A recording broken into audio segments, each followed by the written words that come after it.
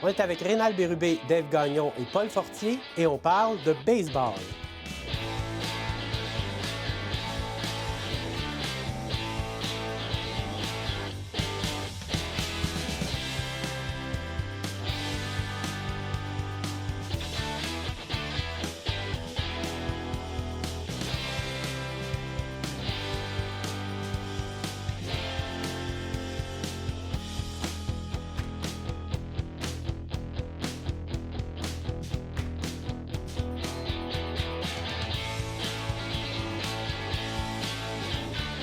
À Hôtel Central, on explore toutes sortes de sujets, dont celui aujourd'hui, le baseball. Sujet qui a peut-être l'air anodin en premier lieu, mais qui soulève des passions autant d'un bord que de l'autre. Hein? On sait qu'il y a des gens qui apprécient le baseball comme une religion, littéralement. Il y en a d'autres qui ne comprennent pas vraiment pourquoi, finalement. D'abord, je veux savoir, comment est-ce que le baseball est entré dans votre vie et comment c'est devenu une passion?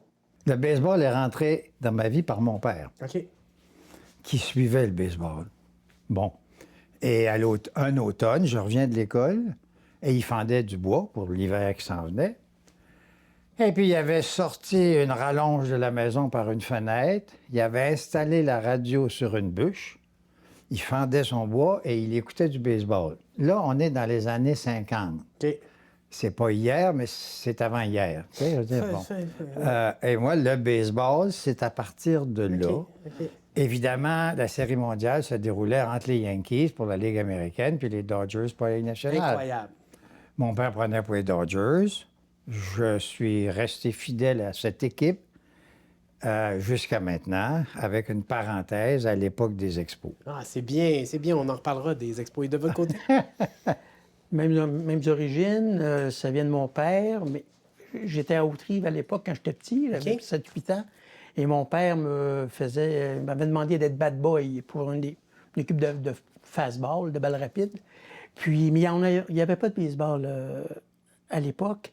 Et lorsque les Expos de Montréal sont arrivés en 1969, ça a été le coup de foudre. Et en particulier parce que j'écoutais à peu près tous les matchs à la radio. On pourra en parler tout à l'heure. Parce que je trouvais ça tellement fascinant, le baseball à la radio, plus qu'à la télévision. Oui, et plus qu'à dans la réalité. Puis de votre côté? Bien, pour moi, le baseball, ça a commencé parce que quand j'étais jeune, c'était plus facile d'aller voir les expos que les Canadiens. C'était moins dispendieux. C'est un sport plus populaire. Hein? Oui. Donc, mon père m'a amené aux expos souvent dans ma jeunesse. Et au début, là, tu mentionnais que c'est pas pour tout le monde de baseball. Il y en a qui ne comprennent pas ça. Je vais toujours me souvenir à mon premier match, j'étais avec mes parents. Ma mère, après la troisième manche, m'a demandé quand est-ce que ça commence. donc c'est ça. Donc, c'est pas pour tout le monde le sport, mais moi, j'ai toujours apprécié. Et ensuite, même quand j'étais jeune adulte, c'était un sport plus accessible de voir en personne que les matchs de hockey. Les billets sont moins chers, la bière est moins chère. Donc, c'est juste... C'est beaucoup en personne que j'ai développé cette passion-là. Pourrais-tu, puisque tu en parlais un peu, là, mais m'expliquer de façon extrêmement basique, là, pour comme les gens qui comprennent moins ou connaissent moins le baseball, les bases du jeu, là. C'est quoi une partie de baseball? Comment c'est... Moi, je pense que la meilleure façon de décrire le baseball, c'est que c'est le seul sport où il y a vraiment un affrontement. C'est le seul sport d'équipe où il y a un affrontement individuel. Oui. À l'intérieur même de l'équipe. Tout à fait, de l'équipe. Donc, un match de hockey, c'est chaotique. Les joueurs, ça sortent, ils arrivent, ils reviennent. Un match de baseball, vous avez le meilleur lanceur contre le meilleur frappeur. Yes. Qui va gagner entre les deux? Et cet affrontement-là, ben, il arrive à plusieurs moments dans le match. Mais c'est ça que la beauté du baseball. C'est un sport collectif, mais avec des duels individuels. Et ça change. C'est vraiment pour ça que les gens qui aiment les statistiques vont adorer le baseball parce que c'est une mine à statistiques. Mais si on devait décrire de base, là, c'est ça. C'est un sport collectif, mais avec des duels individuels. Et je pense que c'est ça qui fait que c'est un sport unique. Il faut penser que c'est le seul sport où on a un moment pour marquer des points, puis un moment pour empêcher l'autre d'en marquer. Ah, c'est ça. Quand ton équipe est en avance par 12-1, 3-1, c'est pareil, puis qu'on est à la 9e manche et que le match se joue chez toi, donc tu es le dernier à venir au bâton, tu ne crains pas trop qu'il se passe des choses mauvaises. Bon, il y a ça. Vas-y. Mais c'est un sport sans cadran, par contre. Il n'y a pas de temps. Hors temps complètement. C'est ça qui est formidable. Oui. Et c'est hors espace à la rigueur. Parce que quand tu vois un champ de baseball, il s'aligne vers l'infini s'il se continue. Théoriquement, il va sur l'infini. Tout à fait. Mais vous allez dire, ouais. Oui, mais on écoute... On fait des comparaisons. On écoute un match de hockey. Oui. Il y a une équipe qui mène 5-1, il reste 5 minutes de jeu, c'est fini. Oui, bon, c'est ça, parce qu'il y a le cadran. Oui.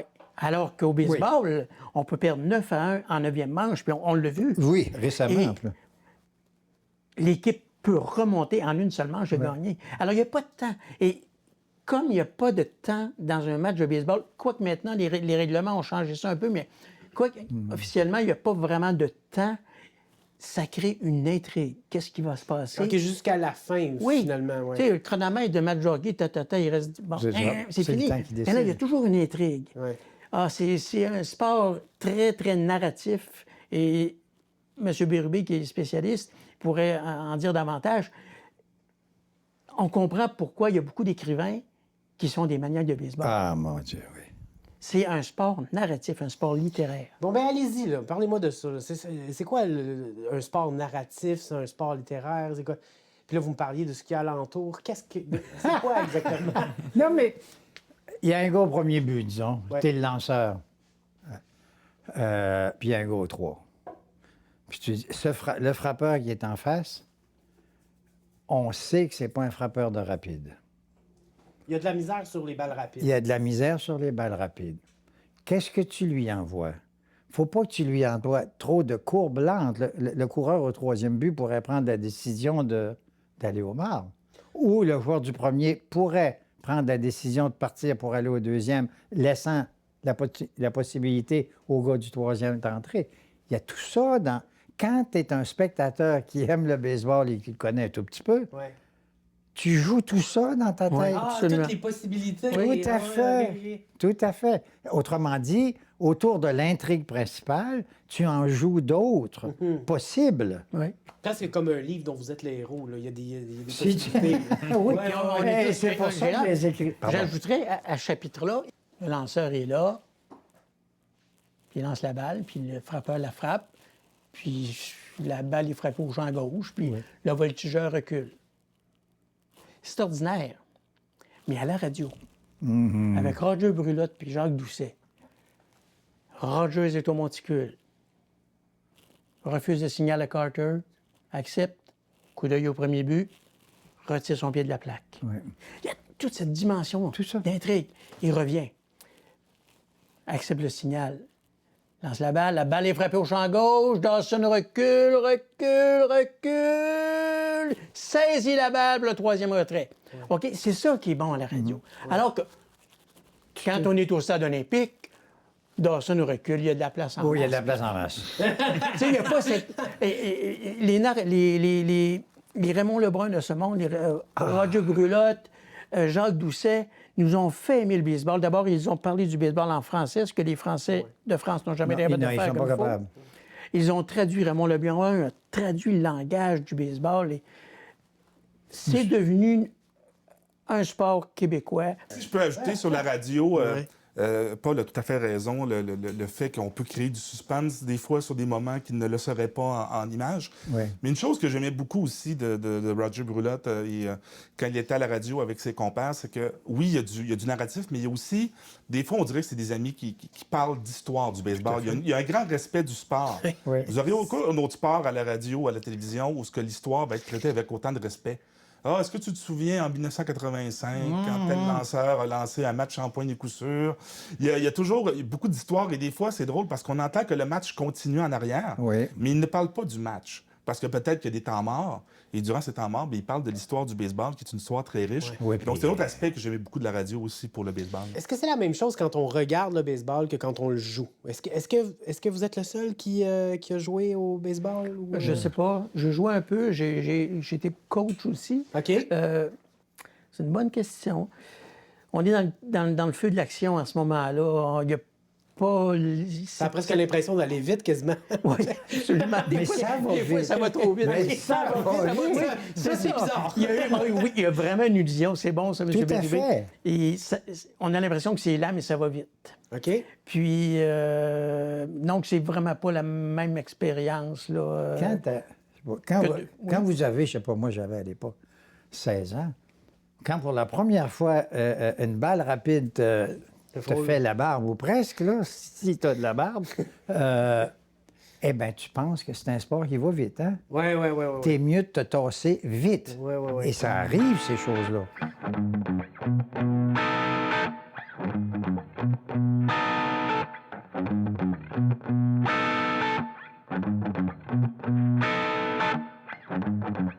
Le baseball. J'aime ça, pour vrai. J'aime le sport. J'aime plus le regarder à la TV parce que j'ai peut-être eu des mauvaises expériences d'aller voir le baseball en personne. Bon, je peux vous en parler un peu, là, mais en fait, c'est que les fois que je suis allé voir le baseball, tu sais, mettons la Kiss Cam, ils me matchent avec une poubelle. C'est comme, ben là, on dirait qu'ils me niaisent le monde, là, tu sais. Moi, je vois ça, gros écran. Ah, c'est moi! Ça panne, une poubelle à côté. Là, je suis comme, OK, qu'est-ce qu'il faut que je fasse? Le monde, ça crie. French la poubelle! French la poubelle! Je suis comme, OK, ben là, si je le fais pas, le monde m'haïsse. Si je le fais, je vais avoir l'air d'un gros dégueulasse. Je l'ai fait. On m'appelle Bisou Poubelle quand je vais au baseball, à cette heure. Je veux plus y aller, là. Ma face est tout le temps sur le gros écran. Les sosies de vedette, à grid. C'est bien chien, ça. J'étais un humain, moi, avec des émotions. À chaque fin de game. Moi, j'ai vraiment des moments de place quand je vais, là. J'étais à côté, je veux faire des high-five aux joueurs, pas un qui me touche. Ils sont genre, hey, c'est Bisou Poubelle. Puis là, ils sont juste comme. Ils font juste passer. Je suis comme, c'est pas le fun d'aller là. L'autre jour, j'y vais, je vois le gars qui a un gun à t-shirt. Je suis comme, ah, ben, j'aimerais ça avoir un t-shirt, moi. Et là, il arrête d'en lancer, il s'approche vers moi, puis je suis comme, OK, il va me le donner en main propre, mettons le t-shirt. Et là, il me vise d'en face, puis il fait pouf. Et là, je reçois ça. Et là, je suis comme, aïe, aïe, là. Pour vrai, j'ai saigné du front pendant un bout. Il m'a dit, teins ton t-shirt. Bisou Poubelle. Il m'a craché dans la face. J'aime mieux regarder le baseball à la télé. C'est ça que je veux dire. Nos amours. Hein? Les expos. Ah! Oui, c'est Parlons-en là, des expos.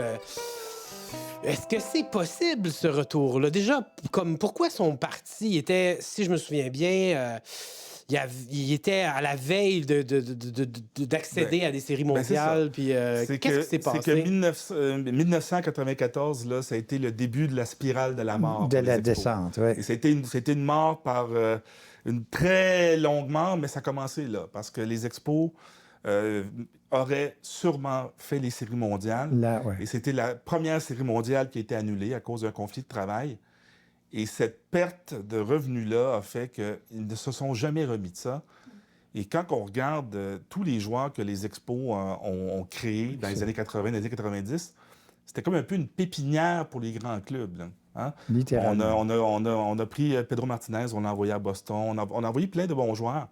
Mais c'est dur de prédire, c'est dur de dire comment ça aurait été, là. Mais c'est certain que même s'il avait perdu ces séries mondiales-là, les revenus que ça aurait généré, ça aurait gardé les Expos à flot. Donc, c'était ça le problème, c'est qu'il ne générait pas assez de revenus, théoriquement, pour pouvoir rester et payer les frais. Le stade, on sait que c'est... On se rappelle, hein, c'est la chute du dollar canadien. C'est Oui, de l'argent canadien, puis on paye des joueurs en argent américain. Et là, les équipes avaient des masses salariales de plus en plus grosses. Donc, ils ne pouvaient pas suivre la cadence. Mais s'il y avait eu ces séries-là, avec les gains qu'ils auraient faits, ça aurait été comme un bon petit bas de laine pour survivre un peu plus longtemps. Et on ne sait pas ce qui serait arrivé après. On ne sait pas ce qui serait arrivé après, mais ça n'a pas changé. Je veux dire, même ça s'est empiré. Là, les salaires des joueurs de baseball. Combien ils gagnent, Otani? Les 500 millions. Dodgers de Renard. C'est mes Dodgers. Otani, ils ont 500 millions. 500 millions? Ouais. Mais les Dodgers ont des droits de télé d'1 milliard. Mais par rapport à ce que Dave disait, il a tout à fait raison. D'abord, les Expos de Montréal avaient un des meilleurs systèmes pour développer les jeunes dans les ligues mineures. Oui. Ça, c'est reconnu.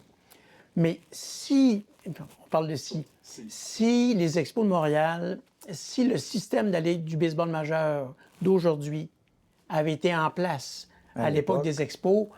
Système qui permet à beaucoup plus d'équipes de faire les séries éliminatoires. Les expos auraient fait les séries pendant 12 saisons de suite.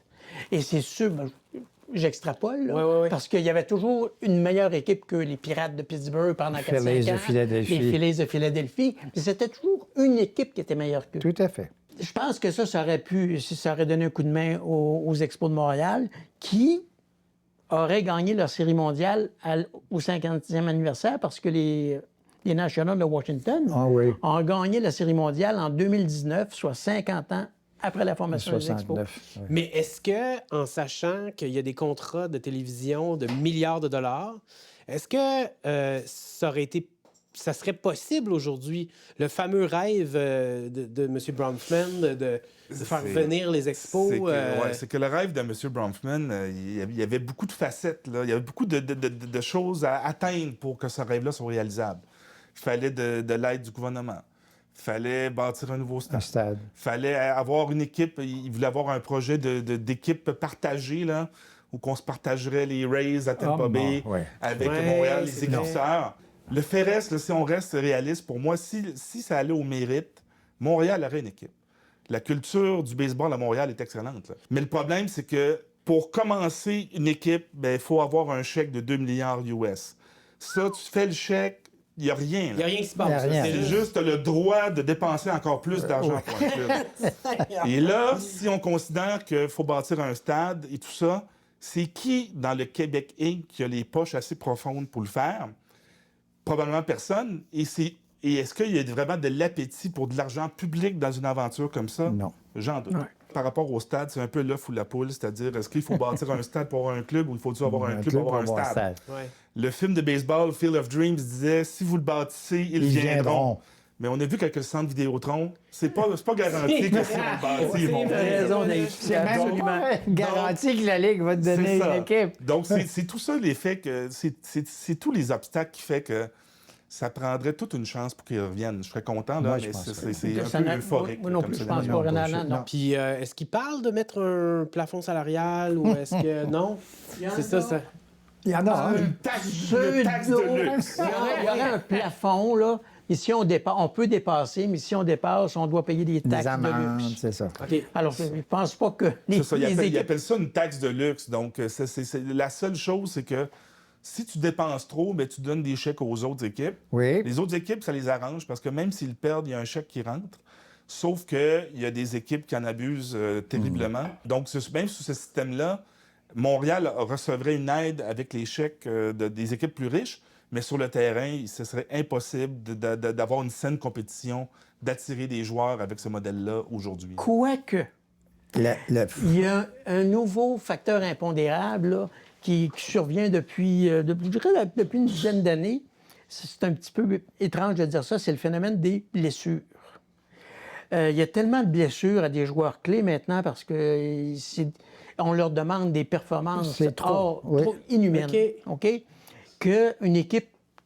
Prenons les Rangers du Texas l'année passée, ils sont allés en Série mondiale. Oui. Ils ont gagné la Série mondiale. L'année d'avant, ils étaient pourris. Contre les Diamondbacks de l'Arizona, l'année d'avant, on se moquait d'eux en Série mondiale. Alors, il y a tellement de changements, de blessures, et de jeunes talentueux, des jeunes qui sortent des universités américaines ou qui sortent de la République dominicaine, sont tellement bons. Oui. Juan Soto en est un bon exemple. Ils sont tellement bons que du jour au lendemain, on peut transformer une équipe minable en équipe de championnat. Oui. Et le dopage des années 2000, c'est terminé, c'est derrière nous ou c'est plus caché? C'est juste parce qu'à une certaine époque, ça frappait des circuits sur circuits, ça défonçait le stade, les bonhommes étaient hyper... Mais l'époque que tu mentionnes, ça a été là où le sport a été le plus populaire de mon vivant. Facile. Les joueurs issus de cette culture-là ne sont pas au temple de la renommée, comme Barry Bonds, Mike McGwire. Mais pourtant, ça a donné de l'argent au sport de façon incroyable, parce que le sport n'a jamais été aussi populaire. Les gens voulaient voir des coups de circuit. Oui. L'aspect dopage, là, ça les importait peu. Oui. Ils voulaient voir la balle sortir, comme tu dis, défoncer le toit du stade. C'est ce qui fait que Root a sauvé le baseball après le scandale de 1919. Là, ils l'ont vu la balle sortir du stade régulièrement. Entre dopage et reconstruction d'un bras à la Robocop, qui triche. Oh, parce qu'il y a du travail dans le bras d'un lanceur. Ah oui, par l'opération exemple. Tommy John dont Bien on parlait. sûr, l'opération OK, Tommy on John, c'est ça. reconstruit le bras, puis le lanceur, si sa réhabilitation va bien, il y a des bonnes chances qu'il soit meilleur qu'avant son opération. Oh, fait que c'est comme une genre de triche, quasiment. Ah, mais il y a une question d'éthique. Est-ce que vous avez vu le film Moneyball qui Oui, oui. parle de la montée en intérêt des statistiques Oui. dans le baseball? Tu sais, on a parlé, c'est presque un sport qui favorise l'Asperger. Là. Tu sais, les statistiques sont toutes comptabilisées, Tout puis à c'est fait, comme bien tout sûr. l'intérêt. Mais de commencer à travailler pratiquement que à partir des statistiques pour Ben, recruter des joueurs. Aaron Boone, le gérant des Aaron- Yankees, Oui. lui, il l'a dit ouvertement qu'il rentrait des stats dans un ordinateur. Ça faisait son alignement pour le match. Ah oui, Et il là, pense des fois, plus, lui. donc, des fois, on se demande, ça sert à quoi un entraîneur? Ouais. Moi, je vais donner un exemple. Mais ils vont pas bien, il y a eu- Yankees, non, hein? bien sûr, j'en suis bien content. Mais il y a un moment je ne me souviens pas exactement c'était quand, mais il y a quelques années, il y a un moment dans les séries mondiales, il y a un lanceur qui avait un match incroyable, 4 manches, toutes les Rien. retraits, Ouais. et son entraîneur l'a retiré. Les Devil Rays de Tampa Bay. Oui, c'est ça. Parce qu'il a dit, je joue le livre. Oui, Parce que là, il y avait un frappeur gaucher qui s'en vient tout ça. tout à fait. Et ils ont perdu le match. Même si on a des formules statistiques comme Moneyball, même si les statistiques avancées, c'est le sport où ce que ça fonctionne le plus, le fait reste qu'il faut que tu aies un entraîneur qui réfléchit, qui lit la pièce, comme on dit, là. Ouais. Et lui, il a joué le livre machinalement et ça a été un échec. C'est 162 matchs. Ouais, c'est- Des gens maintenant de tous horizons, République dominicaine, Canada, Japon, Coréens. L'entraîneur doit connaître son baseball aussi, mais il doit être un fin psychologue pour tenir la meute ensemble, là, pour éviter les clans, là, d'un côté les Latinos, d'un côté les Américaines. C'est vraiment tout un défi, ça. Puis là, je peux dire que l'entraîneur des Nationals de Washington, les Expos de Montréal, David Martinez, qui stratégiquement n'est pas un génie, il est toujours capable d'obtenir le meilleur de ses joueurs. C'est pour ça qu'ils ont gagné la série Oui, oui, mondiale, tout à avec fait. un club correct. là. Et C'est c'est un latino. C'est exactement ce que j'ai réussi à faire avec mes joueurs ici là, sur le plateau. Je vous remercie infiniment d'avoir participé à l'émission d'Hôtel Central. Bonsoir, on est parti. C'est terminé. Juste saluer Mais, Tim Raines, qui était mon joueur à moi quand Ah, j'étais batteur. mon Dieu, oui. Pour mon équipe à Repentigny. Tout à fait. Merci. Il s'appelait les Reigns de Repentigny. Exactement. Merci d'avoir participé à Merci, l'émission. merci. Il y avait sa côte dans ses poches, au champ gauche.